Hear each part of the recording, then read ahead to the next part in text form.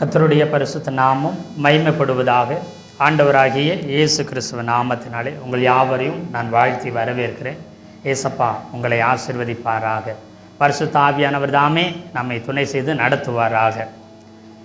இந்த பரிசுத்த நாளிய ஓய்வு நாளிலும் கூட நாம் கர்த்தருடைய வார்த்தையை நாம் தியானிக்க போகிறோம். இந்த செய்திக்கு தலைப்பு, எந்த மனுஷனையும் பிரகாசிப்பிக்கிறவர்.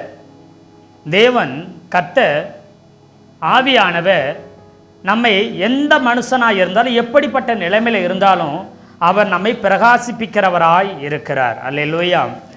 யோவான் 1வது அதிகாரத்தில் பார்த்தீங்கன்னா, ஆண்டவராகிய இயேசு கிறிஸ்துவை குறித்து சொல்லும்போது கூட அந்த வசனம் எப்படியா சொல்லுகிற யோவான் 1:9 வசனத்தில், உலகத்திலே வந்து எந்த மனுஷனையும் பிரகாசிப்பிக்கிற ஒளியே அந்த மெய்யான ஒளின்னு சொல்லி தேவன், கர்த்தராகிய தேவன் நம்மை பிரகாசிக்க பண்ணுகிறவர். நம்ம எந்த நிலைமையில் இருந்தாலும் நம்மை பிரகாசிப்பிக்க அவரால் முடியும் என்பதில் எந்தவித சந்தேகமும் இல்லை. அல்லேலூயா. கடந்த வாரத்தில் நாம் என்னாகம புஸ்தகத்தில் கர்த்தருடைய வார்த்தையை தியானித்து கொண்டு வருகிறோம். என்னாகம புஸ்தகம் 6வது அதிகாரம் 22 27 வசனத்தை நாம் இதன் மையமாக வச்சு நாம் தியானித்து கொண்டு வருகிறோம். அல்லேலூயா. என்னாகமும் 6வது அதிகாரம் 22வது வசனத்திலிருந்து 27வது வசனத்தில் பார்த்தீங்கன்னா, கர்த்தர் வந்து மோசே கிட்ட என்ன செய்கிறாரு, நீ ஆரோனை நோக்கி சொல்ல வேண்டியது என்ன அப்படின்னு சொல்லி அவர் என்ன செய்கிறாரு, சொல்லுகிறார். அல்லேலூயா. சொல்லி நீ ஜனங்களை பார்த்து, ஆரோனும் அவருடைய குமாரனும் ஜனங்களை பார்த்து சொல்ல வேண்டியது என்னன்னு சொன்னால், கர்த்தர் உன்னை ஆசீர்வதிப்பார், உன்னை காக்க கடவர், கர்த்தர் தம்முடைய முகத்தை உன்மேல் பிரகாசிக்க பண்ணுவார், உன்மேல கிருபையாக இருப்பார், கர்த்தர் தம்முடைய முகத்தை உன்மேல் பிரசன்னமாக்கி உனக்கு சமாதானத்தை கட்டளையிட கடவர் என்று சொல்லி சொல்ல வேண்டும் என்று சொல்லி அவை கடந்த நாட்களில், கடந்த வாரங்களில் கர்த்தருடைய வார்த்தையை நாம் தியானித்தோம். அல்லேலூயா. அப்போது கர்த்தருக்கு என்ன, ஜனத்தை ஆசீர்வதிக்கணும்னா, அந்த ஜனத்தை பாதுகாக்கணும்னா அவருடைய கிருபை இருந்தால் நாம் ஆசீர்வதிக்கப்படுவோம், அவருடைய சமாதானம் இருந்தால் நம்ம பாதுகாக்கப்படுவோம். அல்லேலூயா. அப்போது இந்த கிருபையும் சமாதானமும் ஒரு மனுஷனுக்கு, ஒரு குடும்பத்துக்கு, ஒரு சபைக்கு வேணும்னு சொன்னால் என்ன செய்யணும்னா, அவர் தேவன் கர்த்தர் அவருடைய முகத்தை நம்ம மேலே பிரகாசிக்க பண்ணணுமா. அப்படி பிரகாசிக்க பண்ணும் பொழுது தான் நமக்கு கிருபை உண்டாகும், நமக்கு சமாதானம் உண்டாகும், அந்த கிருபையினால் ஆசீர்வாதம் வரும். அல்லேலூயா. அல்லேலூயா. அப்படி ஆசீர்வாதம் வரும், அதோடு கூட பாதுகாப்பு நமக்கு வரும். எந்த தீய சக்திகளோ பொல்லாத வல்லமைகளோ எதுவுமே நம்முடைய வீட்டில், நம்முடைய குடும்பத்தில் நம்மை ஒரு நாளும் அணுக முடியாது. தெய்வீக பாதுகாப்பு நம்முடைய குடும்பத்திலையும் நமக்கும் உண்டாயிருக்கும்.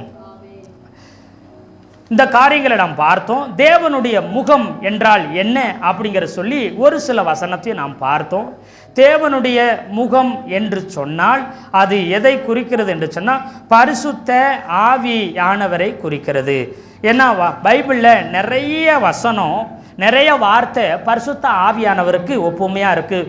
புறா, தண்ணீர், காற்று, அக்கினி, ஈசொப்பு, எண்ணெய், ஒட்டகம், தேவனுடைய விரல், மேகம், ஊற்று, நதி, சமூகம், எப்படி சொல்லி முகம் அப்படிங்கிறது என்ன செய்யுது, இதெல்லாம் பரிசுத்த ஆவியானவர் குறிக்கி. எங்கெல்லாம் சமூகம், சந்நிதி அப்படியெல்லாம் வருதோ அது தேவனுடைய முகத்தை குறிக்கிறது. அல்லேலூயா சொல்லுங்களேன். அப்படிங்கிறத குறித்து நாம் ஒரு சில வசனங்களை நாம் பார்க்க ஏசப்பா நமக்கு உதவி செய்தார்.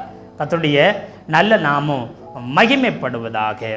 அப்போ அதனால தான் அப்போஸ்தலனாகிய பவுல் சொல்கிறார், அவர் நிருபங்களை எழுதும்போது ஊழியக்காரன் அடிக்கடி சொல்கிறாரு, உங்களுக்கு கிருபை உண்டாகட்டும், உங்களுக்கு சமாதானம் உண்டாகட்டும், உங்களுக்கு கிருபை உண்டாகட்டும், உங்களுக்கு சமாதானம் உண்டாகட்டும்னு தேவ ஊழியக்காரங்க ஆசீர்வாதம் பண்ணுகிறாங்க.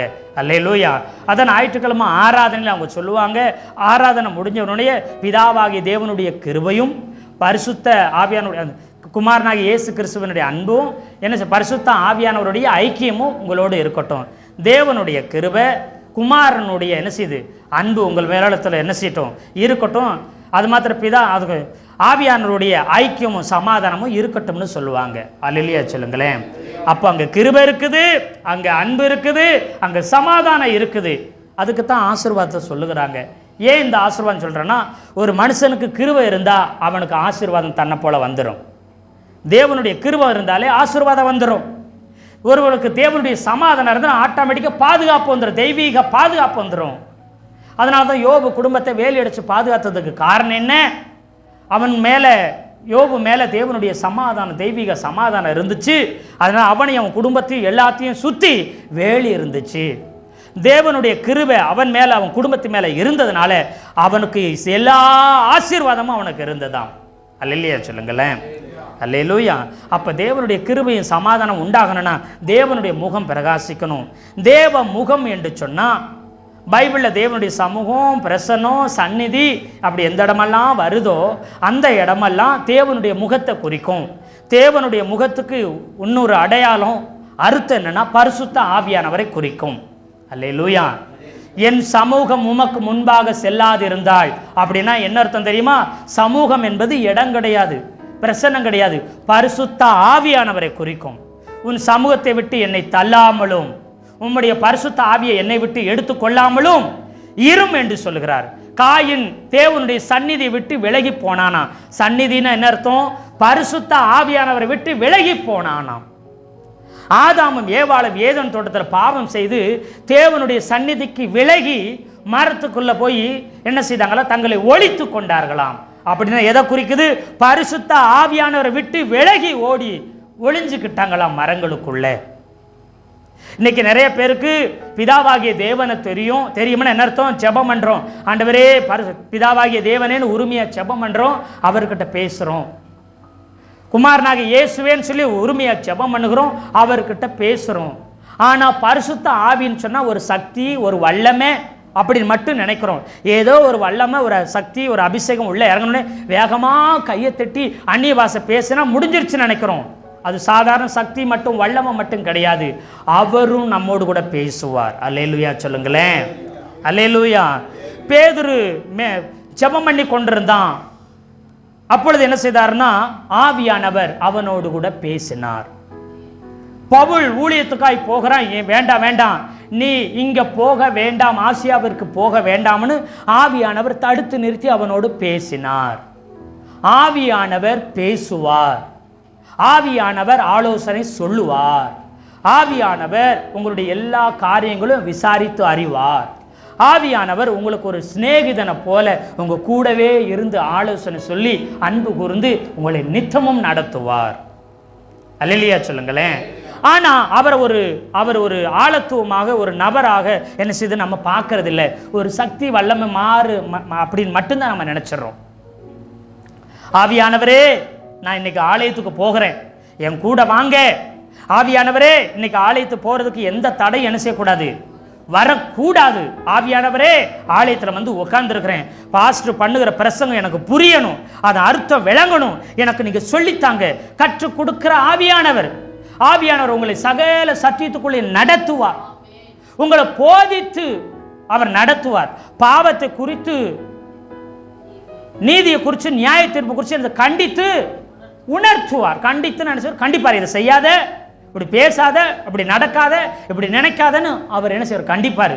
நமக்குள்ள இருந்து கண்டிஷன் பண்ணி நம்ம கூட பேசி எதை செய்யணும் எதை செய்யக்கூடாதுன்னு போதிச்சு நடத்துவார். அல்லேலூயா சொல்லுங்களேன், அல்லேலூயா. அப்போ ஆவியானவர் நம்மோடு கூட பேசுவார். ஆவியானவர் நமக்குள்ள இருந்து நமக்காக வேண்டுதலையும் விண்ணப்பத்தையும் செய்வார். நிறைய நேரம் செபிக்க முடியாமல் கண்ணீர் மட்டும் வரும். அந்த நேரத்தில் ஆவியானவரே அந்நிய பாஷையில் என்ன செய்வார், நம்ம பாஷையில் அக்னி பாஷையில் அவர் நமக்குள்ள இருந்து பேசி நமக்காக ஜெபம் பண்ணுவார். ஒரு பிரச்சனையிலேருந்து மீண்டு வரவே முடியாத மாதிரி தவித்து கொண்டிருப்போம், அவர் கையை பிடிச்சு தூக்கி நடத்துவார். ஆனால் இன்னைக்கு கிறிஸ்தவர்கள், பெந்தேகோஸ்தே ஜனங்கள், ஆவிக்குரிய அபிஷேகம் பெற்ற ஜனங்கள், அவர் ஒரு நபர், அவர் ஒரு ஆழத்துவம், அவர் ஒரு தெய்வம், அவர் ஒரு தேவன், பிதாவாகிய தேவன், குமாரனாகிய இயேசு மாதிரி ஆவியானவரும் கர்த்தராய் இருக்கிறார். அல்லேலூயா. வெள்ளம் போல சாத்தான் வந்தாலும் ஆவியானவர் என்ன செய்வாராம், கொடி ஏற்றுகிறவராய் இருக்கிறார். அப்படி நம்ம பாட்டெல்லாம் பாடுகிறோம். அல்லேலூயா.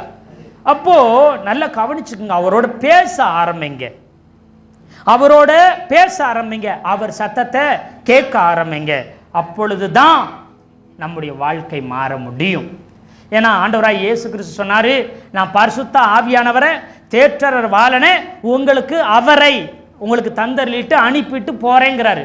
நான் என் பிதாவின் சந்நிதிக்கு நான் போறேன், ஆனா பரிசுத்த ஆவியானவர் உங்களுக்கு என்ன செய்றேன், கொடுத்துட்டு போகிற எப்பயும் உங்கள் கூடையே இருந்து உங்களை நடத்துவார். அல்லேலூயா சொல்லுங்களேன். ஆனால் அவரை நம்ம ஒரு பொருட்டாய் கூட நினைக்கிறது இல்லை, அவரோடு கூட பேசுறது இல்லை, அவரை நடத்த விடுகிறதே இல்லை. அதனால தான் நம்ம வாழ்க்கை அப்படியே இருக்குது. யாரெல்லாம் அவரோட பேசி அவரோட உறவாடி அவரோட நடக்கிறாங்களோ அவங்களுடைய வாழ்க்கையில மாறிடும். அல்லேலூயா. பாருங்க, பிரகாசிப்பிக்கிற தெய்வங்கிற தலைப்புல கர்த்தருடைய வார்த்தையை பார்க்குறோம். வேதத்தில் 2 மனிதர்களுடைய முகம் பிரகாசிச்சது. பழைய ஏற்பாடுல ஒருவருடைய முகம் பிரகாசிச்சது. அது யாருன்னு கேட்டால் மோசேனோட முகம் பிரகாசிச்சு. அவர் சீனாய் மலையில் ஏறி போய் கர்த்தருடைய சந்நிதியில் அங்கே நிற்கிறாரு, சமூகத்தில் நிற்கிறாரு. அவர் என்ன செய்கிற கட்டளைகளை உடன்படிக்கை என்ன செய்கிற கற்பலகைகளை வாங்குறாரு. அந்த கற்பலகையில் 2 வாங்கிட்டு வர்றாரு. அவர் முகம் பிரகாசிக்கிறது. எத்தனை பேர் ஆமென் சொல்றீங்க? அல்லேலூயா சொல்லுங்களேன். அப்போ அவர் மலையில போனாரு, அங்க போய் என்ன நடந்துச்சு? அவர் முகம் பிரகாசிக்குது. ஏன் பிரகாசிக்குது அப்படின்னு நாம புரிந்து கொள்ளணும். அல்லேலூயா. அதோடு கூட மட்டுமல்ல, புதிய ஏற்பாட்டில் ஒரு மனுஷனுடைய முகம் பிரகாசிச்சு. அந்த மனிதனுடைய பேரு ஸ்தேவான். அவனுடைய முகம் பிரகாசித்தது. தேவ தூதனை போல அவனுடைய முகம் காணப்பட்டது என்று சொல்லி அப்போஸ்தலர் நடவடிக்கைகள் 6வது அதிகாரத்தில் இருந்தது. ஏன் அவருடைய முகம் பிரகாசித்தது அப்படிங்கிறத குறித்து இந்த நாள் பார்க்க போறோம்.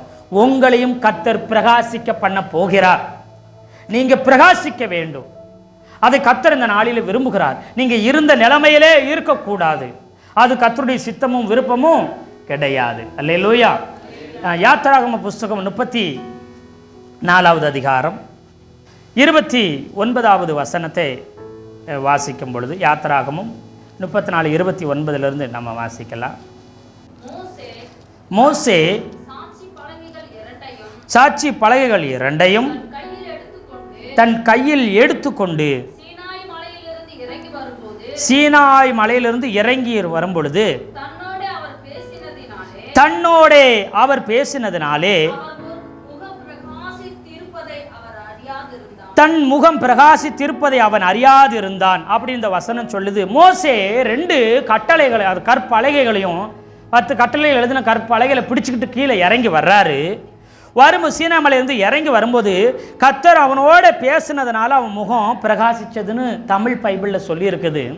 ஆனால் பொதுமொழி பெயர்ப்பு, அவன் பரிசுத்த பைபிள் ஈசி வெர்சன் அப்படிங்கிற மற்ற நீங்கள் பைபிளில் போய் அதை படித்து பார்த்தீங்கன்னா அங்கே என்ன சொல்லணும்னா, இங்கே தேவன் மோசையோட பேசினதுனால அவன் முகம் பிரகாசிச்சதுன்னு இருக்குது. மற்ற மொழிபெயர்ப்புகளிலையும் ஒரிஜினல் எபிரேய பைபிள்லையும் நீங்கள் போய் அதை எடுத்து படித்து பார்த்தீங்கன்னா எப்படி போட்டிருக்கு தெரியுமா? மோசே தேவனுடன் பேசினாதனால் அவன் முகம் பிரகாசித்ததுன்னு இருக்குது. என்ன சொல்லியிருக்குது அங்கே? மோசே தேவனிடத்தில் பேசினதுனால என்ன செஞ்சான்? மோசையோட முகம் பிரகாசிச்சதான். தேவன் நம்மோடு பேசுறதுனால நம்ம முகம் பிரகாசிக்காதான். நாம தேவனோடு பேசத்தான் நம்ம முகம் பிரகாசிக்குமா? அல்லேலூயா சொல்லுங்களேன். அல்லேலூயா, அல்லேலூயா. மோசே அங்க பேசுனது யாத்திராகமம் 33:11 நீங்க வாசி பார்த்தீங்கன்னா, யாத்திராகமம் 33:11 ஒருவன் தன் சிநேகிதனோட பேசுகிறது போல கர்த்தர் மோசையோடு முகமாய் பேசினார். அப்படின்னு என்ன அர்த்தம்? மோசே கூட தேவன் எப்படி பேசினாராம்? முகமாய் பேசினாராம். நமக்கு முகம்னா நமக்கு புரியல. எங்கெல்லாம் தேவனுடைய முகம் என்று வருதோ அங்க யார் பேசியிருக்கிறார்? பரிசுத்த ஆவியானவர் மோசே கூட பேசியிருக்கிறார். எங்க தேவனுடைய சமூகம்னு வருதோ அங்க பரிசுத்த ஆவியானவரை குறிக்குது. எங்க தேவ சந்நிதின்னு சொல்லுதோ அது பரிசுத்த ஆவியானவரை குறிக்குது. எங்க தேவனுடைய முகம்னு சொல்லுதோ அது பரிசுத்த ஆவியானவரை குறிக்குது. அல்லேலூயா. தேவனை பார்க்கிறவன் ஒருவனும் ஒரு காலம் உயிரோட இருக்கவே முடியாதுன்னு அதே மோசேட்ட தான் கர்த்தர் சொன்னாரு. என் முகத்தை பார்க்கிறவன் உயிரோட என்ன செய்ய முடியாது? தேவனை, பிதாவாகிய தேவனை பார்க்கிறவங்க உயிரோடு இருக்கவே முடியாது. ஆனா பரிசுத்த ஆவியானவரை தரிசிக்கிறவங்க உயிரோடு இருப்பாங்க. அதற்கு நாம சாட்சி. அல்லேலூயா சொல்லுங்களேன். ஏன்னா பரிசுத்த ஆவியானவர் எங்க வந்து இருக்கிறாரு? நமக்குள்ளே வந்து இருக்கிறாரு. நமக்குள்ளே அவர் வாசம் பண்ணுகிறார். நாம் தேவனுடைய ஆலயமாய் இருக்கிறோம். பரிசுத்த ஆவியானவர் நமக்குள்ளே இருக்கிறார். அல்லேலூயா சொல்லுங்களேன். அல்லேலூயா. அப்படி என்ன சொன்னா, இங்க சீனாய் மலையில மோசே கூட பேசினது பரிசுத்த ஆவியானவர். அப்ப தேவன் பேசலே, தேவனும் பேசினார். குமாரனாகிய இயேசு பேசலே, அவரும் பேசினார். ஆனா இந்த இடத்துல அவர் பேசுகிறது யார் என்று சொன்னா, பரிசுத்த ஆவியானவர் மோசையோடு பேசுகிறார். மோசேயும் பரிசுத்த ஆவியானவரோடு பேசுகிறார். அல்லேலூயா. அப்படி பேசும்போது அவருடைய முகம், மோசையோட முகம் பிரகாசித்தது. அல்லேலூயா சொல்லுங்களேன். இது எப்படிங்க பாஸ்டர் அப்படின்னு நீங்க கேட்டீங்கன்னா, அப்போஸ்தலர் நடபடிகளில் 6வது அதிகாரம் 5வது வசனத்தில் ஸ்தேவானை நீங்க பாருங்க. 6:5. இந்த யோசனை சபையார் எல்லோருக்கும் பிரியமாயிருந்தது. அப்பொழுது விசுவாசமும் பரிசுத்த ஆவியும்.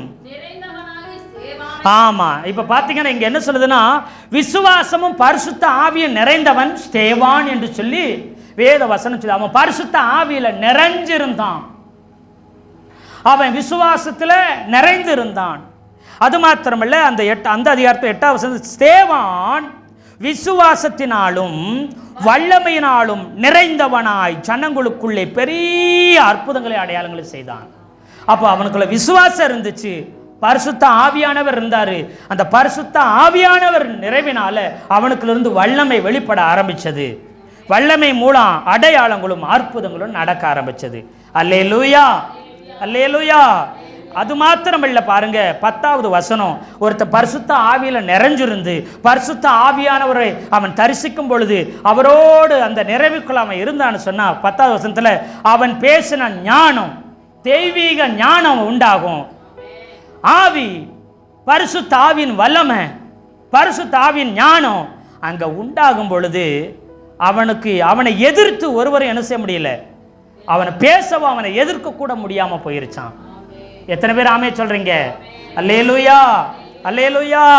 அப்போ பரிசுத்த ஆவியானவர் நிறைவுல இருந்தா அவனுக்கு விசுவாசம் நிறைந்து காணப்படும், அவனுக்குள்ள வல்லமை நிரம்பி வழியும், அவனுக்குள்ள தெய்வீக ஞானமும் வெளிப்படும் என்று சொல்லி இருக்கிறது. அதனால அவனுடைய முகம் 15வது வசனத்துல சொல்லுது பாருங்க, அனைவரும் அவன் முகம், அவன் முகம் தேவ தூதனை போல அங்க மாறி இருக்கு. அப்படின்னா தேவ தூதனை போல அவன் முகம் பிரகாசிக்க ஆரம்பித்தது. அல்லேலூயா சொல்லுங்களேன். எல்லாரும் பார்க்குறாங்க முகம் பிரகாசிக்கிறது. அவன் பிரகாசிக்கிறான். ஏன் பிரகாசிக்கிறான்? அவன் பரிசுத்த ஆவியில நிறைஞ்சிருக்கிறான், பரிசுத்த ஆவியானவரோட பேசிக்கிட்டு இருக்கிறான். அவன் பேச பேச பேச அவன் முகம் பிரகாசிக்குது. அவனுக்கு நிறைவான ஞானமும் நிறைவான விசுவாசமும் நிறைவான வல்லமையும் அவன்கிட்ட வெளிப்படுது. அவனை ஒருத்தரும் எதிர்த்து நிற்க முடியவே இல்லை. எத்தனை பேர் ஆமேன்னு சொல்றீங்க? அல்லேலூயா, அல்லேலூயா. அப்போ பரிசுத்த ஆவியின் நிறைவு உண்டானனால அவன் முகம் பிரகாசிச்சது. அப்போஸ்தலர் நடவடிக்கைகள் 7வது அதிகாரத்தில் 55வது வசனம் இப்படி சொல்லுது, அவன் பரிசுத்த ஆவியினாலே நிறைந்தவனாய் காணப்பட்டானா. அவன் எப்படி காணப்பட்டானா? பரிசுத்த ஆவியில நிறைஞ்சவனாய் அவன் இருந்ததுனால வானத்தை அண்ணாந்து பார்க்கிறான். அவன் தேவனையும் தேவனுடைய மகிமையை அவன் பார்க்க முடியுது அவனால. அப்புறம் தேவனுடைய வலது பாரிசத்தில் இயேசுவானதை நிற்கிறதை அவன் பார்த்தானாம். அல்லேலூயா சொல்லுங்களேன். அல்லேலூயா. அதோடு கூட அதோ வானங்கள் திறந்திருக்கிறதையும் மனுஷகுமாரன் தேவனுடைய வலது பாரிசத்தில் நிற்கிறதையும் கண்டான். பரிசுத்த ஆவியானவரால் நிறைஞ்சு பரிசுத்த ஆவியானவர் நிறைவுல அவங்க நின்று பேசி கொண்டிருக்கிறான். அப்போ தேவனுடைய மகிமையை அங்க பார்க்கிறான். சிங்காசனத்தில் இருக்கிறத, அவருடைய வலது பாரிசத்தில் குமாரனாகி இயேசு கிறிஸ்து நிற்கிறதையும் பார்த்தான். எத்தனை பேர் ஆமேன்னு சொல்றீங்க? அல்லேலூயா, அல்லேலூயா. அவன் முகம் பிரகாசிச்சது. அப்போ பரிசுத்த ஆவியானவரோடு மோசே பேசி கொண்டிருக்கிறான். அப்ப பிதாவாகிய தேவனோடும் அவன் என்ன செஞ்சிருப்பான்? ஐக்கியத்தோடு பேசியிருப்பான், பார்த்திருப்பான். அது ஒரு குமாரனாகிய இயேசுவும் சீனாய் மலையில் என்ன செஞ்சிருப்பார்? மோசே பார்த்திருப்பார். அப்போ அவருடைய முகம் பிரகாசிக்க ஆரம்பிச்சது. எத்தனை பேர் ஆமே சொல்றீங்க? திரியேக தெய்வம் அங்க ஒரே இடத்துல அவங்க இருக்கிறத பார்க்க முடியும். இதே போல ஆண்டவராகிய இயேசு கிறிஸ்துவும் மத்தேயு 17வது அதிகாரத்தில் 2வது வசனத்தை ஒரு வாசிக்கலாம். மத்தேயு 17:2 வாசிங்க. அவர்களுக்கு முன்பாக மறு ரூபமானார், அவர் முகம் சூரியனைப் போல பிரகாசித்தது, அவர் வஸ்திரம் வெளிச்சத்தை போல வெண்மையாய் மாறிற்று. அப்போ அங்க மோசையும் எலியாவும் அவரோடு கூட என்ன செய்றாங்க? பேசுகிறவர்களாக அவங்க காணப்படுறாங்க. நல்லா கவனிச்சு பாருங்க. அங்க பரிசுத்த ஆவியானவரோடு கூட அதிகமாய் யார் பேசிட்டு இருக்கிறான்? ஆண்டவராய் இயேசு கிறிஸ்து பேச பேச அவர் முகமும் அவருடைய வஸ்திரமும் சூரியனை போல பிரகாசிக்குது. வஸ்திரம் வெளிச்சத்தை போல பிரகாசிக்க ஆரம்பிச்சிருச்சு. அவர் பேசுகிறவர் ஆண்டவராகிய இயேசு கிறிஸ்து. அது மாத்திரமல்ல, அங்க 5வது வசனத்துல அவன் பேசுகையில், இதோ ஒளியுள்ள ஒரு மேகம் அவர்கள் மேல் நிழலிட்டது, இவர் என்னுடைய நேசகுமார், இவரில் மேகத்திலிருந்து ஒரு சத்தம் உண்டாகிறது. அங்க பிதாவாகிய தேவன் என்ன செய்கிறார்? பேசினார். எத்தனை பேர் ஆமென் சொல்றீங்க? அல்லேலூயா, அல்லேலூயா. அங்க ஆண்டவராய் இயேசு கிறிஸ்துவின் முகம் பிரகாசிக்க ஆரம்பிச்சது. இன்னைக்கும் உங்க முகம் பிரகாசிக்கணும்னு சொன்னா உங்க குடும்பத்தில் கிருபையினால ஆசீர்வாதம் உண்டாக வேணும்னு சொன்னா சமாதானத்தினால உங்களுக்கு பாதுகாப்பும் உண்டாக வேணும்னு சொன்னா பரிசுத்த ஆவியானவரோடு நீங்க பேச ஆரம்பிக்கணும். பரிசுத்த ஆவியானவர் நிறைவுக்குள்ள நீங்க வர ஆரம்பிக்கணும். அப்ப வீட்டில் எந்த பொல்லாத காரியங்களும் அசம்பாவிதங்களும் நடக்காது. ஒரு நாளும் குறைவு உங்க குடும்பத்துக்குள்ள வரவே முடியாது. அதனால தான் சங்கீதத்தில் ஒரு வசனம் சொல்லியிருக்குது, சத்துரு உட்புகுதலும் குடியோடி போகுதலும் இனி உங்க உங்க உங்க எல்லைக்குள்ள ஒரு நாளும் இருக்கவே இருக்காதுன்னு சொல்லி வசனம் சொல்லுது. அல்லேலூயா சொல்லுங்களேன். அல்லேலூயா. சங்கீதம் 144:14 இந்த வசனம் சொல்லுது, சத்துரு உட்புகுதலும் குடியோடி போகுதலும் இருக்காது. இனி கூக்குரல் என்ன செய்யாது? உங்க எல்லைகளில கூக்குரல் இருக்காதான். குழப்பங்கள், சண்டைகள், பிரிவினைகள், கூக்குரல், கஷ்டம் எதுவுமே என்ன செய்யாதான் உங்க எல்லைக்குள்ள இருக்கக்கூடாதுன்னா நீங்க பரிசுத்த ஆவியானவரோட பேச ஆரம்பிக்கணும். பரிசுத்த ஆவியானவர் நிறைவுக்குள்ள நீங்க என்ன செய்யணும்? ஒவ்வொரு நாளும் இருக்க வேண்டும். எத்தனை பேர் ஆமென் சொல்றீங்க? அல்லேலூயா. ஒரு சிநேகிதன்ட்ட பேசுற மாதிரி தேவன் பேசினார். அதாவது பரிசுத்த ஆவியானவர் ஒரு நண்பர்கிட்ட பேசுகிறத போல பேசுவாராம். அல்லேலூயா. ஆமே சோத்திரம். மோசே மாத்திரம் பேசுறல, பழைய ஏற்பாட்டு பரிசுத்தவான்கள் அதுக்கு முன்பதாக ஆபிரகாம் பேசினார், நோவா பரிசுத்த ஆவியானவரோடு பேசினார். அல்லேலூயா, அல்லேலூயா. ஆமாங்க பேசினார் கர்த்தர். ஆமே சோத்திரம். ஆபிரகாமுக்கு முன்னாடி நிற்கிறார். ஆபிரகாம் லோத்துக்காகவும் அந்த சோதம் குமார பட்டணத்துக்காகவும் என்ன செய்கிறாரு? அங்கே ஜெபம் பண்ணிட்டு இருக்கும்போது அங்கே ஆவியானவர் என்ன செய்கிறார்? அவர் முன்பதாக நிற்கிறார். நின்று ஆவியானவருக்கு முன்பதாக ஆவியானவரோடு ஆபிரகாம் அங்கே பேசுகிறார். அல்லேலூயா. அது மாத்திரமல்ல, யாத்ராகம புஸ்தகம் 31:18 நம்ம வாசிக்கலாம். சீனாய் மலையில் அவர் மோசையோடு பேசி முடிந்த பின்பு தேவனுடைய விரலினால் எழுதப்பட்ட கற்பலகைகளாகிய சாட்சியின் 2 பலகைகளை அவனிடத்தில் கொடுத்தார். கற்பலகையை கொடுக்கிறாரு. இந்த கற்பலகை 2 பக்கமும் எழுதியிருக்கும். கற்பலகை கொடுக்கிறாரு, 2 பக்கமும் எழுதி இருந்துச்சான். ஒரு கற்பலகை இருக்குன்னா முன்னாடியும் பின்னாடியும், இந்த கற்பலகை இருக்குன்னா முன்னாடியும் பின்னாடியும் 2 பக்கமும் எழுதின கற்பலகையை கர்த்தர் கொடுத்தார். எதனால் எழுதப்படிச்சான்? தேவனுடைய விரலினால எழுதப்படிச்சான். எதனால் எழுதப்படிச்சுங்களா? தேவனுடைய விரலினால எழுதப்பட்டிருச்சான். தேவனுடைய விரல் என்றால் என்ன அப்படிங்கிறத நாம் இந்த நேரத்தில் பார்க்க போகிறோம். லூக்கா எழுதின சுவிசேஷத்தில் 11வது அதிகாரம் 20வது வசனம் அப்படியா சொல்லுகிறது. லூக்கா எழுதின சுவிசேஷத்தில் 11வது அதிகாரம் 20வது வசனம், நான் தேவனுடைய விரலினாலே தேவனுடைய ராஜ்யம் உங்களிடத்தில் வந்திருக்கிறதே. நான் எதனால பிசாசுகளை துரத்துகிறேன்? தேவனுடைய விரல்களினாலே பிசாசை துரத்துகிறேன் அப்படின்னு சொல்லுகிறார். அங்க சாட்சி கற்பலகை எதனால எழுதப்பட்டிருந்துச்சு? தேவனுடைய விரலினாலே எழுதப்பட்டிருந்துச்சுன்னு சொல்லி வசனம் சொல்லுது.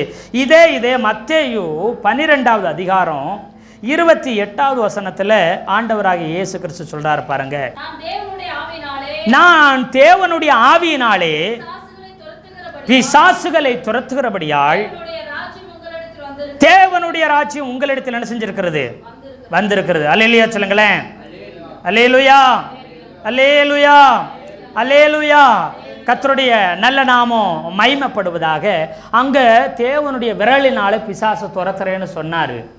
இங்க தெளிவா சொல்லியிருக்கிறாரு, தேவனுடைய ஆவியினால, பரிசுத்த ஆவியினால தான் நான் எதை துரத்துகிறேன்?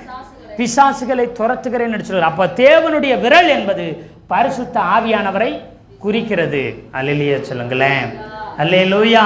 அப்ப அங்க கற்பலகைகளை அங்க 10 கட்டளை எழுதினது யாரு? தேவனுடைய விரல் என்றால் எதை குறிக்கிறது? பரிசுத்த ஆவியானவரே 10 கட்டளைகளை 2 கற்பலகைகளில் எழுதினார். எத்தனை பேர் ஆமென் சொன்னீங்க? ஏன் இருபுறமும் எழுதி இருந்துச்சுன்னா, வசனமானது இருபுறமும் கற்குள்ள பட்டயம், அதனாலதான் இருபுறமும் எழுதி வைக்கப்பட்டிருந்தது. எத்தனை பேர் ஆமென் சொல்றீங்க? ஒரு கற்பலகையில 4 கட்டளைகளும் இன்னொரு கற்பலகையில 6 கட்டளையுமாக 10 கட்டளைகளை பரிசுத்த ஆவியானவரே எழுதி மோசேயின் இடத்தில் கொடுத்தார். அல்லேலூயா, அல்லேலூயா. அப்படின்னு சொன்னா இங்க கற்பலகைகளை கொடுத்ததும் கட்டளைகளை எழுதினதும் பரிசுத்த ஆவியானவர். மோசே அங்க பேசின அந்த இடத்துல சீனாய் மலையில பேசினது பரிசுத்த ஆவியானவரிடம். அல்லேலூயா. அது மாத்திரமல்ல, செங்கடலை பிளந்தது பரிசுத்த ஆவியானவர். கீழ்காற்றை அனுப்பி காடையை வர வைத்தது பரிசுத்த ஆவியானவர். மேக ஸ்தம்பமா அக்னி ஸ்தம்பமாய் நடத்தினது பரிசுத்த ஆவியானவர். இஸ்ரவேலுக்கு ஜீவ தண்ணீரை கொடுத்தவர் பரிசுத்த ஆவியானவர். அல்லேலூயா. வனாந்தரத்தில் ஜனங்களுக்கு முன்பாக போனவரும் பரிசுத்த ஆவியானவர். பாருங்க, யாத்திராகம புஸ்தகம் 33வது அதிகாரத்தில் 11வது வசனத்திலிருந்து வாசிங்க. யாத்திராகமம் 33 11 14 வரை வாசிக்கலாம். ஒருவன் தன் சிநேகிதனோட பேசுவது போல பேசினார். பாளையத்துக்கு திரும்பினார்கள். பணிவிடைக்காரனாகிய ஆசரிப்பு கூடாரத்தை விட்டு அவன் பிரியாது இருந்தான். மோசே கர்த்தரை நோக்கி, தேவரீர் இந்த ஜனங்களை அழைத்து கொண்டு போய் போவேன்னு சொன்னீங்க, இன்னாரை அனுப்புன்னு நீங்க சொல்லல, அறிவிக்கவில்லை. இப்ப என்ன சொல்றாரு? மோசே கர்த்தரிடத்துல போய் கேட்கிறாரு, கர்த்தாவே தேவனே, இந்த ஜனங்களை, இஸ்ரவேல் ஜனங்களை அழைத்து கொண்டு போவேன்னு சொன்னீங்களே, சொன்னது சரிதான். அழைத்து கொண்டு போறதுக்கு என் கூட இன்னாரை அனுப்புவேன், யாரை அனுப்புவேன்னு நீங்க சொல்லவே இல்லைன்னு சொல்லி தேவனிடத்துல கேட்கிறான். அங்க ஒரு கேள்வியை கேட்கிறான். என்றாலும் உன்னை பேர் சொல்லி அழைத்து அறிந்திருக்கிறேன் என்றும் என் கண்களில் உனக்கு கிருபை கிடைத்தது என்றும் தேவரீர் சொன்னதுண்டே. என் கண்ணில் உனக்கு கிருபை கிடைச்சிருக்குன்னு நீங்க சொல்லியிருக்கிறீங்க, ஆனா என் கூட இந்த ஜனங்களை நடத்துறதுக்கு யாரை அனுப்புவேன், இன்னாரை அனுப்புவேன் இன்னும் நீங்க என்ன செய்யல, சொல்லலைன்னு சொல்றாரு. 13வது வசனத்துல, உம்முடைய கண்களில் இப்பொழுது எனக்கு கிருபை கிடைத்ததானால் நான் உம்மை அறிவதற்கும் உம்முடைய கண்களில் எனக்கு கிருபை கிடைப்பதற்கும் உம்முடைய வழியை எனக்கு அறிவியும், இந்த ஜாதி உம்முடைய ஜனம் என்று நினைத்தருளும். இப்போ பொன் கன்றுக்குட்டிகளை உண்டு பண்ணி விக்கிரக ஆராதனைகளை பண்ணி இவங்க என்ன செஞ்சுறாங்க? விக்கிரக ஆராதனை பண்ணி பாவங்களை பண்ணிட்டாங்க. கர்த்தர் நடத்தி வந்த கர்த்தருக்கு விரோதமா அவங்க கிரியை செஞ்சுட்டாங்க. அப்போ மோசே கேட்கிறாரு, யாரு இந்த ஜனங்களை என் கூட நடத்துறதுக்கு யாரை நீங்க அனுப்புவீங்க, என் கூட துணையா இருக்க வைப்பீங்க, அது சொல்லுங்க அப்படின்னு அங்க கேட்கிறாரு. எனக்கு அறிவியும், இதை சொந்த ஜனமா நினைச்சுங்க, தள்ளி விட்டுறாதீங்க, சொன்ன வாக்குத்தத்தத்தை நிறைவேற்றுங்கன்னு சொல்லி அங்க பேசிக்கிட்டு இருக்கும்போது அதற்கு கர்த்தர் சொல்றார் பாருங்க. அதற்கு அவர், என் சமூகம் உனக்கு முன்பாக செல்லும், நான் உனக்கு இளைப்பாறுதல் தருவேன். இங்க சமூகம் முன்னாடி செல்லும், நான் உனக்கு முன்னாடி செல்வேன்னு சொல்லாம என் சமூகம் உனக்கு என்ன செய்யுமா, முன்னாக செல்லும் என்று சொல்லுகிறார். சமூகம் என்பது பரிசுத்த ஆவியானவர் உனக்கு முன்னாடி இருந்து மோசே உன்னையும் அப்புறம் உன் ஜனங்களையும் பரிசுத்த ஆவியானவரே நடத்திக்கிட்டு போவாரு. எத்தனை பேர் ஆமேன்னு சொல்றீங்க? அல்லேலூயா சொல்லுங்களேன். அன்னைக்கு இஸ்ரவேல் ஜனங்களை வனாந்தரத்தில் 40 வருஷம் பரிசுத்த ஆவியானவர் நடத்தி கானானுக்குள்ள கொண்டு வந்தார். இன்னைக்கு ரட்சிக்கப்பட்ட ஜனங்களை வனாந்தரமாகி இந்த உலகத்தில், அல்லேலூயா சொல்லுங்களேன், ரட்சிக்கப்பட்ட விசுவாசிகளை தேவ ஜனங்களை யார் நடத்திட்டு இருக்கிறான்? பழைய ஏற்பாட்டில் பரிசுத்த ஆவியானவர் இஸ்ரவேல் ஜனங்களை நடத்தினார். அது நிழலாட்டமா இருக்கு. இப்போ நிஜத்துல யார் நடத்திட்டு இருக்கா? நேரடியா நம்மளே பரிசுத்த ஆவியானவரே நம்மை நடத்தி கொண்டிருக்கிறார். ஒவ்வொருத்தரும் பரிசுத்த ஆவியை பெறுகிறாங்க. ஒவ்வொருத்தரையும் அவரே நடத்தி கொண்டு போகிறார். பரிசுத்த ஆவியானவர் நடத்துகிறார். எங்க வரைக்கும் நடத்துவார்? பரலோக ராஜ்யத்துக்கு, பரலோகத்துக்கு கொண்டு போகிற வரைக்கும், முடிவு பரியந்தம் அவர் நம்ம நடத்துவார். எத்தனை பேர் ஆமென் சொல்றீங்க? அங்க கானானுக்கு கொண்டு போற வரைக்கும் பரிசுத்த ஆவியானவர் உங்களை விட்டு என்ன செய்யல? விலகவில்லை. அவங்க முறுமுறுத்தாங்க, பரிச்சை பார்த்தாங்க, தேவனை கோபிச்சாங்க, ஊழியக்காரருக்கு விரோதமாய் பேசினாங்க, கல்லறிய துணிந்தாங்க, கர்த்தருடைய அடையாளங்களை, அற்புதங்கள், நன்மைகளை மறந்து போனாலும் கர்த்தர் பரிசுத்த ஆவியானவர் அவர்களை என்ன செய்தார்? மன்னித்து கானான் வரைக்கும் நடத்தி கொண்டு சென்றார். எத்தனை பேர் ஆமென் சொல்றீங்க?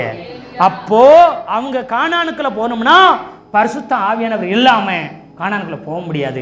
அவங்களுக்கு காடை வேணும்னா கீழ்காற்றாகிய அனுப்பி பரிசுத்த ஆவியானவர்களுக்கு இறைச்சியை கொடுக்கணும். அல்லேலூயா, அல்லேலூயா. இன்னைக்கு நமக்கு வரங்களையும் வல்லமைகளையும் கிருபைகளையும் எல்லாத்தையும் கொடுக்கறது யார் தான் கொடுக்கணும்? பரிசுத்த ஆவியானவர். அல்லேலூயா, அல்லேலூயா.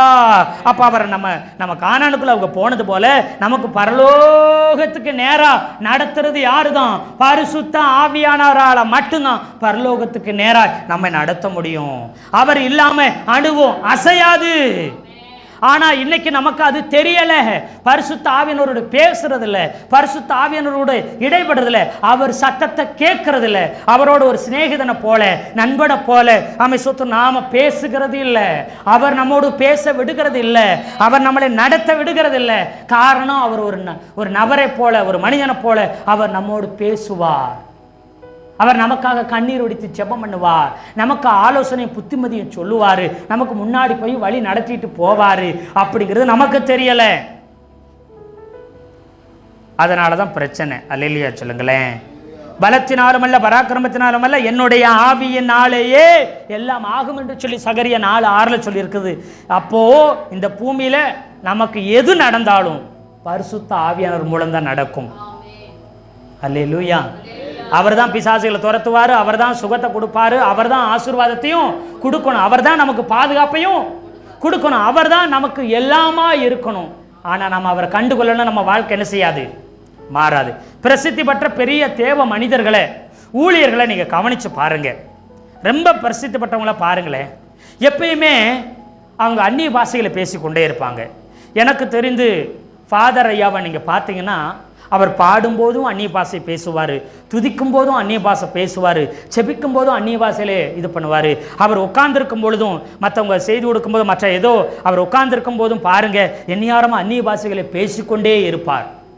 ஒருவேளை நீங்கள் ஃபாதருடைய வீடியோக்களை நீங்கள் ஒருவேளை பார்ப்பீங்கன்னு சொன்னால், ஏதோ ஒரு மீட்டிங்கில் அவர் உட்கார்ந்துருக்கும் பொழுதும் நீங்கள் கவனித்து பாருங்க, அந்நிய பாஷைகளை பேசிக்கொண்டே இருப்பார்.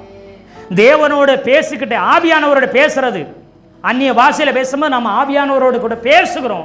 அவரோட பேச பேச அவங்க முகம் பிரகாசிக்கும்.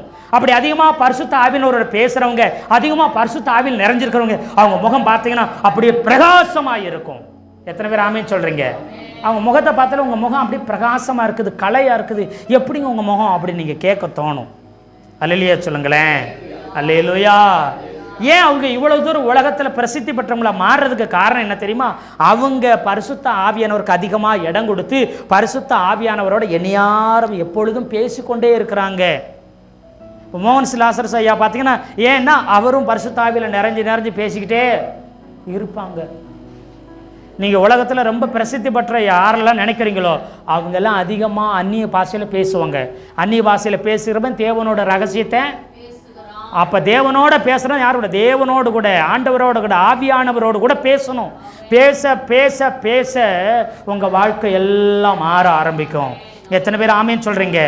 நீங்கள் பேசிட்டு ஆண்டவர்கிட்ட ஆவியானவர்கிட்ட நல்லா பேசிட்டு நீங்கள் வெளியில் எஞ்சி போனீங்கன்னா யாரை பார்த்தாலும் அவளுடைய பிரச்சனைகள் மாறும். உங்கள் வாயிலிருந்து உப்பால் சார மேறின வார்த்தை, கிருபை பொருந்தின வார்த்தை, ஆறுதலின் வார்த்தை, உற்சாகப்படுத்துகிற வார்த்தை, உயிர்ப்பிக்கிற வார்த்தை நீங்கள் சும்மா பேசினாலே போதும். அவங்களுக்கு ஒரு ஆறுதல், அவங்களுக்கு ஒரு சந்தோஷம், அவங்களுக்கு ஒரு சமாதானம், அவர்களுக்கு ஒரு விடுதலை, அவர்களுக்கு ஒரு சுகம், அவர்களுக்கு ஒரு அற்புதம் நடந்துரும். உங்ககிட்ட பேசினா ஏதோ பண்ணுதுங்க, என்னமோ பண்ணுதுங்க, ஒரு மாற்றத்தை கொண்டு வருதுங்க. நீங்க ஆவியானவர்கிட்ட பேச பேச, அவர்கிட்ட பேச பேச, அவர்கிட்ட பழக பழக, நண்பரை போல பழக பழக, உங்ககிட்ட உங்களை சுத்தி இருக்கிறவங்க எல்லாருடைய வாழ்க்கையும் மாறிடும். எத்தனை பேர் ஆமென் சொல்றீங்க? எல்லாருடைய வாழ்க்கையும் மாற ஆரம்பிக்கும். நீங்க அவங்களுக்காக உபவாசிக்க, அவங்களுக்கு செபிக்க வேண்டாம். அதாவது செபிக்கன்னா செபிக்கவே வேணான்னு சொல்ல, அதை விட இங்க ஜெபம் பண்ணுங்க, ரொம்ப முக்கியம். அப்படி ஜெபம் பண்ணிட்டு நிறைய பேர் விட்டுருவோம். சும்மா அவருடைய சந்நிதியில், அவருடைய சமூகத்தில் ஆவியானவர் நிறைவில் நீங்கள் நிறைஞ்சிருந்து பார்த்து பேசிட்டு போனாலே போதும். நீங்கள் எதுவுமே சொல்ல வேணாம், கிறிஸ்தவங்கன்னு சொல்ல வேணாம், நான் ஏசப்பா பிள்ளைன்னு சொல்ல வேணாம். நீங்கள் போய் நின்னாலே போதும். அவங்களுடைய மன கஷ்டங்களெல்லாம் உங்கள்கிட்ட உடச்சி ஊற்றுவாங்க. உங்களை பார்த்தாலே என்னுடைய எல்லா காரியத்தையும் சொல்லணும்னு தோணுதுங்க அப்படி சொல்லுவாங்க. நீங்கள் அவங்களுக்கு பதில் பேசும்போது அவங்களுக்கு அற்புதம் நடந்துடும். எத்தனை பேர் ஆமென் சொல்றீங்க? உங்க வாயிலிருந்து வருகிற அத்தனை வார்த்தையும் அது ஜீவன் உள்ளதா வரும். எத்தனை பேர் ஆமென் சொல்றீங்க? அல்லேலூயா, அல்லேலூயா. அப்போ நீங்க மட்டும் பிரகாசிக்க மாட்டீங்க, உங்களை சுற்றி இருக்கிற எல்லாரும் பிரகாசிக்க ஆரம்பிப்பாங்க. பழைய ஏற்பாட்டிலையும் சரி, நோவா காலத்திலும் சரி, எல்லாருமே காயினும் சரி, ஆதாம் ஏவாளும் சரி, தேவ சமூகத்துக்கு விரோதமா, தேவ சந்நிதிக்கு விரோதமா, தேவனுடைய முகத்துக்கு விரோதமா பாவம் செய்தார்கள் என்று சொல்லி இருக்குது. அல்லேலூயா. ஆதியாகமம் புஸ்தகம் 3:8 நீங்க வாசிங்க. பகலில் குளிர்ச்சியான வேளையில் தேவனுடைய சத்தத்தை கேட்டார்கள். ஆதாமும் தேவனாகிய கர்த்தருடைய சந்நிதிக்கு விலகினார்கள். தேவனுடைய சந்நிதிக்குன்னா பரிசுத்த ஆவியானவரை விட்டு விலகிட்டாங்க. தேவன் அங்கே வருகிறார். உங்க தேவ சந்நிதியாகி சொல்லப்படுகிற அந்த இடத்துல பரிசுத்த ஆவியானவர் விட்டு விலகினார்கள், பாவம் செய்தார்கள். அல்லேலூயா. பழத்தை சாப்பிட்டு கீழ்ப்படியாம போனாங்க, ஆனா பரிசுத்த ஆவியானவரை விட்டு விலகி பாவம் செய்தார்கள். அல்லேலூயா, அல்லேலூயா. ஒருவர் தேவனுடைய வார்த்தைக்கு கீழ்ப்படியாம போகும்போது எதை விட்டு விலகிடுவாங்க? சந்நிதியை விட்டுனா தேவனை விட்டு விலகிடுவாங்க. ஒரு சின்ன மனக்கசப்பு, ஒரு சின்ன வருத்தம், ஒரு சின்ன மிஸ் அண்டர்ஸ்டாண்டிங், சின்ன சின்ன பிரச்சனை குடும்பத்துக்குள்ள, மனைவிக்குள்ள, பிள்ளைகளுக்குள்ள, உறவுக்குள்ள வந்துச்சுன்னா எங்க வரமாட்டாங்க? சர்ச்சுக்கு வரமாட்டாங்க. கவனிச்சிருக்கிறீங்களா? ஒரு சின்ன மனசாவும், ஒரு சின்ன வருத்தம், ஒரு சின்ன சோர்வு வந்துருச்சுன்னா எடுத்தோன்னு நான் இன்னைக்கு எங்க போகல சொல்லுங்க, எங்க வரமாட்டாங்க? சர்ச்சுக்கு வரமாட்டாங்க. அவங்களுக்குள்ளே கணவன் மனைக்குள்ள சண்டை வந்தாலும் சரி, குடும்பத்துக்குள்ள சின்ன பிரச்சனை வந்தாலும் சரி, அவங்களுக்குள்ள ஏதோ ஒரு போராட்டம் வந்தாலும் சரி, சொந்தக்காரங்க வந்தாலும் சரி, இவங்க எங்கேயும் போனாலும் சரி, கரெக்டாக எதை கட்டடிச்சிருவாங்க? தேவ சமூகம், தேவ சந்நிதிய. அப்படின்னு என்ன அர்த்தம்? பரிசுத்த ஆவியானவரை விட்டுருவாங்க, விலகிடுவாங்க. எப்படி விலகிடுவான்னு சொல்கிறேன் பாருங்களேன். நீங்கள் இன்னைக்கு சர்ச்சுக்கு போக வேணான்னு இருக்கும் பொண்ணு பரிசுத்த ஆவின்னு உங்களுக்கு இருந்து பேசுவார். நீ இன்னைக்கு சர்ச்சுக்கு போகணும், நீ லீவ் போடக்கூடாது, ஓய்வுனால கட்டாயமாக வரணும் அப்படின்னு அவர் உள்ள உணர்த்தும், மனசாட்சி உறுத்தும். அதை நம்ம கேட்க மாட்டோம். அப்புறம் யாராச்சும் தெரிஞ்சவங்க, பழக்கம் உள்ளவங்க, என்ன இன்னைக்கு ஞாயிற்றுக்கிழமை நீங்கள் சர்ச்சுக்கு போகாமல் இங்கே இருக்கீங்க அப்படின்னு அவங்க மூலமும் பேசுவார். அப்பயும் நம்ம இருதயத்தை கடினப்படுத்திடுவோம். உள்ளேருந்து நமக்கு வந்து பேசும்போது இருதயத்தை கடினப்படுத்துவோம். அப்புறம் மற்றொரு மூலம் பேசும்போது இருதயத்தை கடினப்படுத்தோம்னா என்ன அர்த்தம்? உங்கள் பேச்செல்லாம் நான் என்ன செய்ய மாட்டேன், பரிசுத்த ஆவியானவர் கேட்க முடியாதுன்னு யாரை தள்ளுறோம் சொல்லுங்க? பரிசுத்த ஆவியானவர் தள்ளி விட்டு விலகி போறோம் நாம. அல்லேலூயா. சபைக்கு ஒரு நாள் வரலனாலே பரிசுத்த ஆவியானவர் விட்டு விலகுறோம்னு அர்த்தம். பரிசுத்த ஆவியானவர் விட்டு விலகுறனாலே பாவம் செய்கிறோம்னு அர்த்தம். பரிசுத்த ஆவியானவர் இருக்கும்போது பாவம் செய்ய விடுவாரா? விட மாட்டாரு. போராடுவார், நம்மோட பேசுவார். ஒரு சில நேரம் நம்ம மனசாட்சி தான் பேசுவது நினைப்போம். நம்ம மனசாட்சிக்குள்ள இருந்து பரிசுத்த ஆவியானவர் உள்ள இருந்து பேசுவார். நிறைய காரியம் உங்களுக்கு தப்புன்னு தெரியும், இதை செய்யக்கூடாதுன்னு தெரியும், இதை மட்டும் செய்யாதுன்னு சொல்லுவாங்க. அப்படி உள்ள நினப்பு உண்டாகும். ஒரு எண்ணம் உண்டாகும். அதை அப்புறம் பேசுகிறாரு, ஆவியானவர் வான் பண்ணுறார், வேண்டாம் இதை பேசாத, இதை விட்டுரு, இதை தொடர்ந்து இது பண்ணாத, இது தப்பு அப்படின்னு சொல்லுவார். அல்லையே சொல்லுங்களேன். அப்போ அவரை உதறி தள்ளிட்டு நம்ம ஓடிடும். இல்லை, நீங்கள் என் கூட இருந்தீங்கன்னா நீங்கள் எதையாவது சொல்லிக்கிட்டே இருப்பீங்க, எதையாவது சொல்லி சொல்லி என்னை செய்ய விட மாட்டீங்க, அதனால் ஏன் இஷ்டத்துக்கு செய்யறதுக்கு உங்களை விட்டு விலகிறேன்னு விலகிடுவாங்க. ஆதாம் ஏவாள் விலகினார்கள். அல்லேலூயா. அது மாத்திரமல்ல, பாருங்க, ஆதியாகமம் 4வது அதிகாரம் 14வது வசனத்தில் 4:14, இன்று என்னை இந்த தேசத்திலிருந்து துரத்தி விடுகிறீர், நான் உமது சமூகத்துக்கு விலகி மறைந்து அப்படின்னு காயின் சொல்றான். இன்னைக்கு என் தேசத்திலிருந்து துரத்தி வர்றீங்க, நான் உங்களுக்கு உங்க முகத்துக்கு உங்க சமூகத்துக்கு விலகி மறைஞ்சு போறேன்னு என்ன அர்த்தம்? பரிசுத்த ஆவியானவரை விட்டு விலகி, பரிசுத்த ஆவியானவரை விட்டு மறைந்து நான் போகிறேன் என்று சொல்லுகிறான் காயின். அல்லேலூயா, அல்லேலூயா. காயின் பரிசுத்த ஆவியானவரை விட்டு விலகினான். அடுத்து பார்த்தீங்கன்னா ஆதியாகமம் 6வது அதிகாரம் 11வது வசனத்தில், பூமியானது தேவனுக்கு முன்பாக சீர்கட்டதாய் இருந்தது, பூமி கொடுமையினால் நிறைந்திருந்தது. பூமியானது எதனால நிறைஞ்சிருச்சா? பூமியானது தேவனுக்கு முன்பாக, தேவனுக்கு முன்பாக யாருக்கு முன்பாக? பரிசுத்த ஆவியானவருக்கு முன்பதாக சீர்கட்டதாய் இருந்துச்சு. இன்னைக்கும் பரிசுத்த ஆவியானவருக்கு விரோதமா பூமி சீர்கட்டதா இருக்குது. இன்னைக்கு சபையும் யாருக்கு விரோதமாய் போய்கிட்டு இருக்குது? பரிசுத்த ஆவியானவருக்கு விரோதமா போய்கிட்டு இருக்குது. பரிசுத்த ஆவியானவர் விடுறாங்களா வரலையா? பரிசுத்த ஆவியின் அபிஷேகத்தில் நிறையிறதும் அந்நிய பாஷை பேசுறதும் அது ஒரு அவமானமா நினைச்சுக்கிறாங்க. பரிசுத்த ஆவியில் நிறைஞ்சு அந்நிய பாஷை பேசி நல்ல முழு விளக்கத்தோட கையை தட்டினா பக்கம் பக்கத்தில் உள்ளவங்க ஒரு மாதிரி பார்ப்பாங்களாம். அப்பனா நம்ம யாரை விளக்குறோம்? யாரை விட்டு விலகுறோம்? பரிசுத்த ஆவியானவரை விட்டு நம்ம விலகிக்கிட்டு இருக்கிறோம். அப்போ விலகும் போது பாவம் செய்ய ஆரம்பிப்போம். அப்போ சுய அறிவில் சாய ஆரம்பிப்போம். மாம்சத்தின்படி வாழ ஆரம்பிச்சிருவோம். நடத்துகிற ஆவியானவர் விலகிட்டார்னா நம்மளை இந்த பாதையில் தான் போகணும், இப்படி தான் போகணும், நம்முடைய வாழ்க்கை பாதையை சொல்லி கொடுக்குறவரை நம்ம விலகுறோம்னா நமக்கு ஒழுங்காக வாழ்வோமா? அல்லேலூயா சொல்லுங்களேன். அல்லேலூயா. ஆமே, கர்த்தருடைய பரிசுத்த நாமம் மகிமைப்படுவதாக. அப்போ நோவா காலத்தில் பாருங்களேன், எல்லா ஜனங்களும் பரிசுத்த ஆவியானவரை விட்டு விலகினார்கள். அதனால தான் அதே அதிகாரத்தில் 2வது வசனத்தில் சொல்கிறார் பாருங்க, 6:2 ஆதியாகமம். அப்பொழுது 6:3, அப்பொழுது கர்த்தர் என் ஆவி, என் ஆவின் என்ன அர்த்தம்? என்னுடைய பரிசுத்த ஆவியானவர் என்றென்றைக்கும் மனுஷனோட போராட மாட்டாரு, அவன் மனுஷன் மாம்சம்தான். ஏன்னா பரிசுத்த ஆவியானவருக்கு விரோதமா அவன் பாவம் செஞ்சிருக்கிறான், பரிசுத்த ஆவியானவர் விட்டு விலகிட்டான், பரிசுத்த ஆவியானவரோடு ஒரு போராடி போராடி பார்க்கிறாரு, முற்றிலும் விலகிட்டான். அல்லேலூயா சொல்லுங்களேன். பரிசுத்த ஆவியானவர் விலகிட்டாருன்னா நமக்கு எந்த பாதுகாப்பும் இல்லை.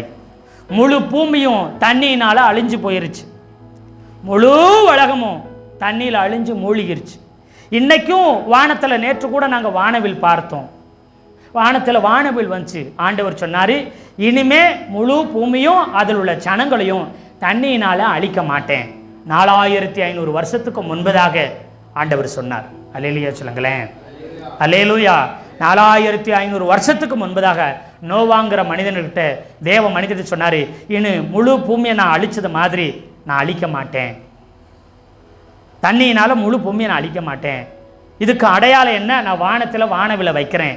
எப்பெல்லாம் வானவில் வருதோ அப்பெல்லாம் மழை பெய்கிறது நின்று போயிடும். எல்லாத்துக்கும் தெரியும், வானவில் வந்துட்டாலே என்ன பெய்யாதான்? வானவில் வந்துருச்சு, இனி என்ன பெய்யாது? மழை பெய்யாது. நேற்று பயங்கர கருகருன்னு இருந்துச்சு, பயங்கரமாக கொட்டி தீர்க்க போதுன்னு நினச்சிட்டு இருந்தேன். வெளியில் உட்காந்து பார்த்துட்டு இருந்தேன். அப்புறம் வானவில் வந்துருச்சுன்னு வானவில் பார்த்துட்டு இருந்தோம். பார்த்துருந்து அப்புறம் அப்பப்போ லைட்டாக தூரல் விழுகிற லேசாக மழை வர்ற மாதிரி அப்படி இப்படி காமிச்சிச்சு. ஆனால் மழை வரவே இல்லை. அந்த வானவில் கிட்டத்தட்ட 4500 வருஷத்துக்கு முன்பதாக ஆண்டவர் வானத்தில் வச்சார். ஏன் வானத்தில் அவர் வைக்கணும்? அதுக்கு முன்பதாக முழு பூமியை தண்ணியினால் அழிச்சார். எல்லா ஜனங்களும் பரிசுத்தாவினர் விட்டு விலகிட்டாங்க. பரிசுத்தாவின் சந்நிதிக்கு விலகி அவங்க துணிகிற பாவங்களை செஞ்சு கொடுமையினால் பூமி நிறைஞ்சிருச்சு. போராடி போராடி ஆவியானவர் பார்த்தார், அப்புறம் அவரை விட்டு விலகிட்டாங்க, அவரும் விலகினார். முழு பூமி அழிந்து போனது. அல்லேலூயா, அல்லேலூயா. இன்னைக்கு அந்த வானவில் இருக்கிறதுக்கு காரணம் அதுதான். அந்த வானவில் வந்தோடனே ஏன் மழை பெய்யுறது உடனே நின்றது? காரணம் ஆண்டவர் சொன்னது. ஆண்டவர் தான் அந்த வானவிலை வச்சது.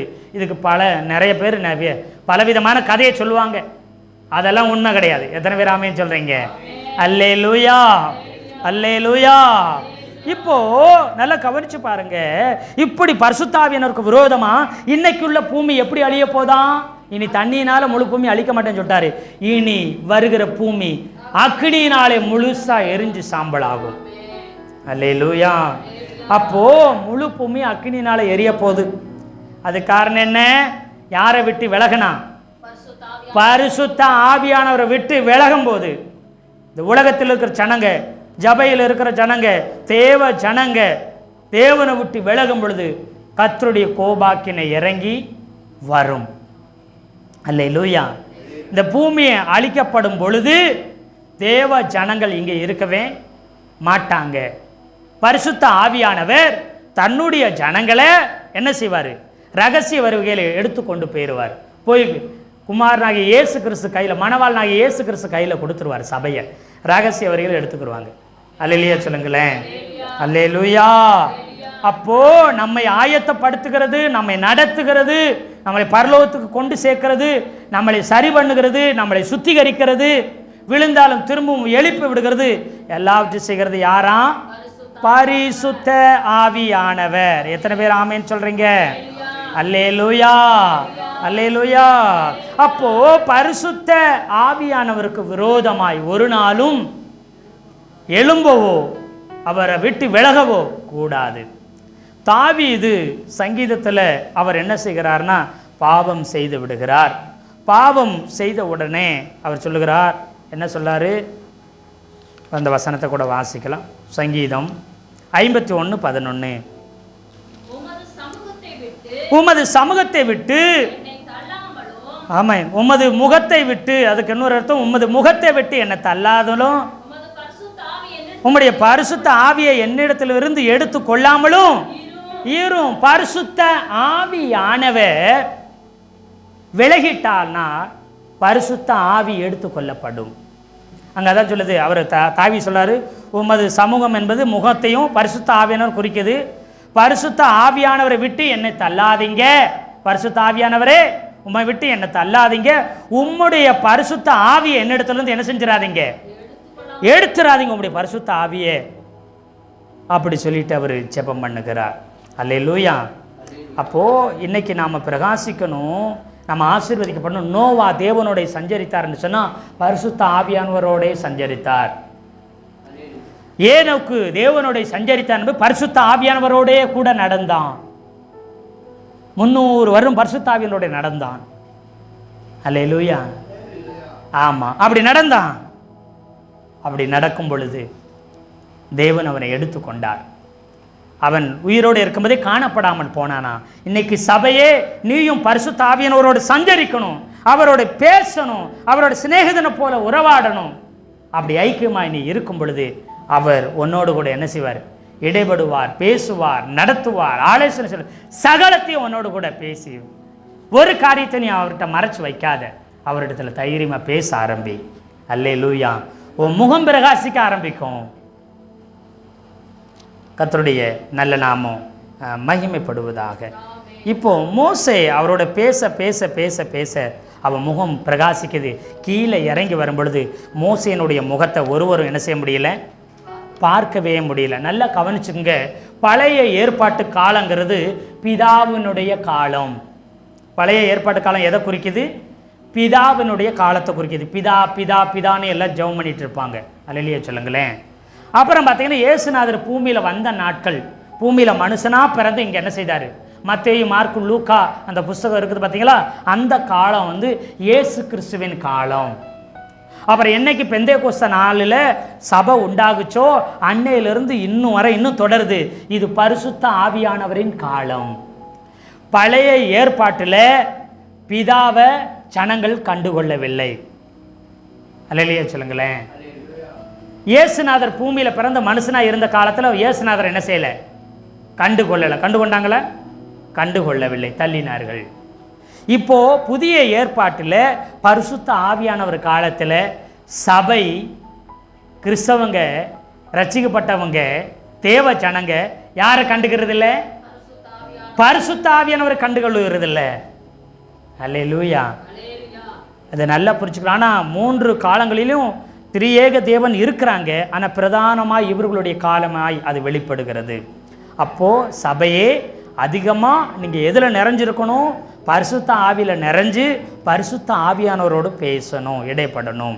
சரி, தேவன் நம்மை குறித்து ஒரு பெரிய திட்டம் வச்சிருக்கிறார். என்ன திட்டம் தெரியுங்களா? ஆண்டவர் நம்மை ரட்சித்ததுக்கு ஒரு திட்டம் இருக்குது. ஆண்டவருடைய பிள்ளைகளாக மாற்றினதுக்கு ஒரு திட்டம் இருக்குது. இந்த முழு பூமியை ஆளும்படி நம்ம கையில் கொடுத்தாரு, அது உண்மைதான், இல்லைன்னு சொல்லலை. ஆனால் இன்னொரு திட்டமும் இருக்குது, முக்கியமான திட்டம். நாம் சொல்லுவோம் நாம் ரட்சிக்கப்பட்டது எதற்காக, எங்கே போகிறதுக்காகன்னு சொல்லுவோம்.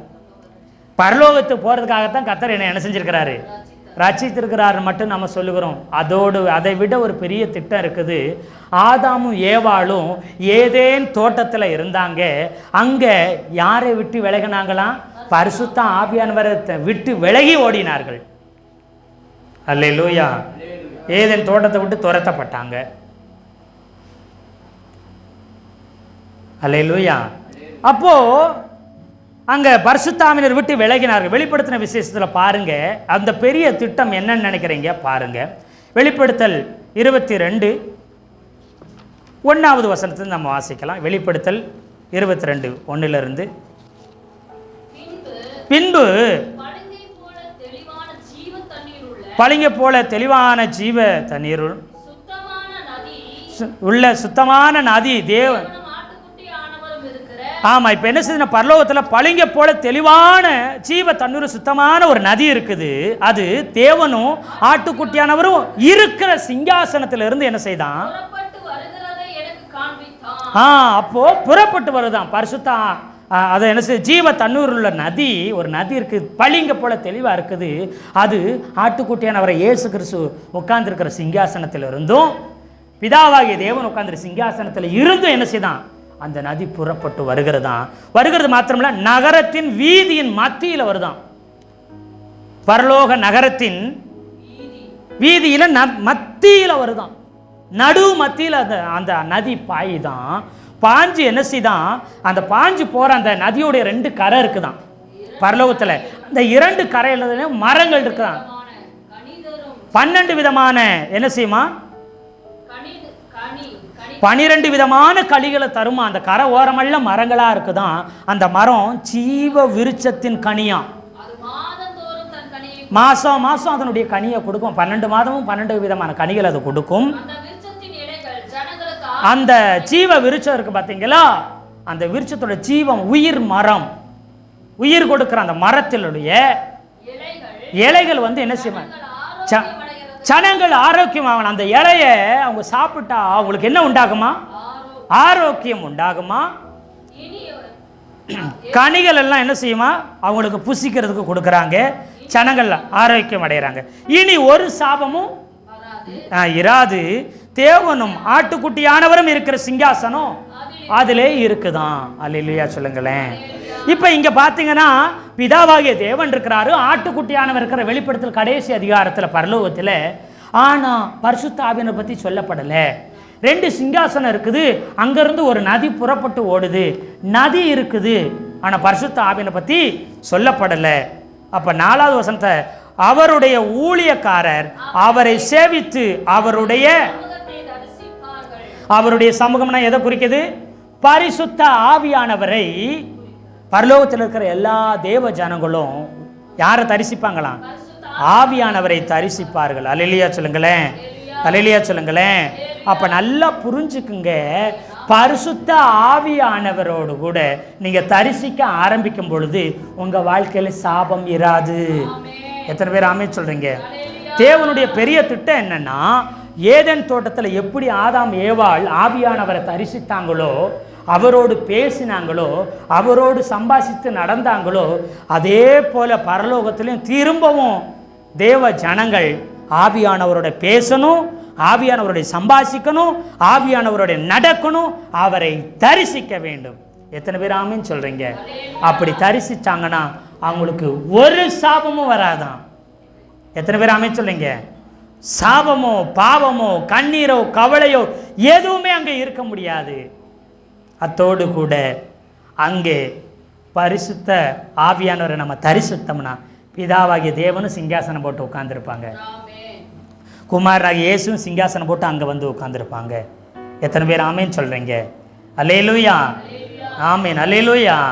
அப்போ என்ன செய்யணும்னா நாம் அங்கே இலைகள் என்ன செய்யணும், அது மருந்தாக மாறும், அது குணமாக்கும். கனிகள் பசியை தீர்க்கும், அல்லேலூயா, உணவாக மாறும். அடுத்து அந்த நதி முழுக்க பாய்ந்து செல்லி எல்லாத்தையும் பலன் கொடுக்க வைக்கும். நீங்கள் பரிசுத்த ஆவியானவரோடு இடைப்பட்டு பேச ஆரம்பிச்சிங்கன்னா ஒரு சாபமும் நீ உங்களுக்கு வராது. எத்தனை பேர் ஆமேன்னு சொல்கிறீங்க? அல்லேலூயா, ஆமே, சோத்திரம். கர்த்தருடைய நல்ல நாமம் மகிமைப்படுவதாக. கர்த்தர் நம்மை ஆசீர்வதிப்பாராக. அப்போது பரிசுத்த ஆவியானவரோடு நீங்கள் பேசும்போது உங்கள் கண்கள் திறக்கப்படும். அதனால தான் பிலேயாம் சொல்கிறார், கண்கள் திறக்கப்பட்டவன் உரைக்கிறதாவது அப்படின்னு சொல்லுகிறார். அப்போ அவர் பரிசுத்த ஆவியானவரோட பேச பேச அவன் மனக்கண் திறக்க ஆரம்பிச்சிடும். அவன் கர்த்தருடைய வார்த்தையை பேச ஆரம்பிச்சிருவான். அப்போ பரிசுத்த ஆவியில் நிறைஞ்சு அந்நிய பாஷையில் பேச பேச உங்கள் கண்கள் திறக்கப்படும். உங்கள் குடும்பத்தில், உங்கள் எல்லையில், உங்கள் சபையில் இனி சாபம் இருக்காது. பிதாவாகிய தேவனும் குமாரனும் சிங்காசனம் இடுவாங்க. அங்கே ஆரோக்கியமும் சவிக்குமும் குணமும் சூத்திரம் உண்டாயிருக்கும். எத்தனை பேர் ஆமேன் சொல்றீங்க? ஆமேன் சொல்லுங்க. உங்க வாழ்க்கையை பரிசுத்த ஆவியானவர் தாமே பிரகாசிக்க செய்வார். நீங்க பிரகாசிக்கிற, எரிந்து பிரகாசிக்கிற விளக்கா இருப்பீங்க. ஒரு நாளும் மங்கி எறிய மாட்டீங்க. கர்த்தர் தாமே உங்களை பிரகாசிக்க பண்ணி பயன்படுத்தி உயர்த்துவாராக. ஆமேன், ஆமேன், ஆமேன்.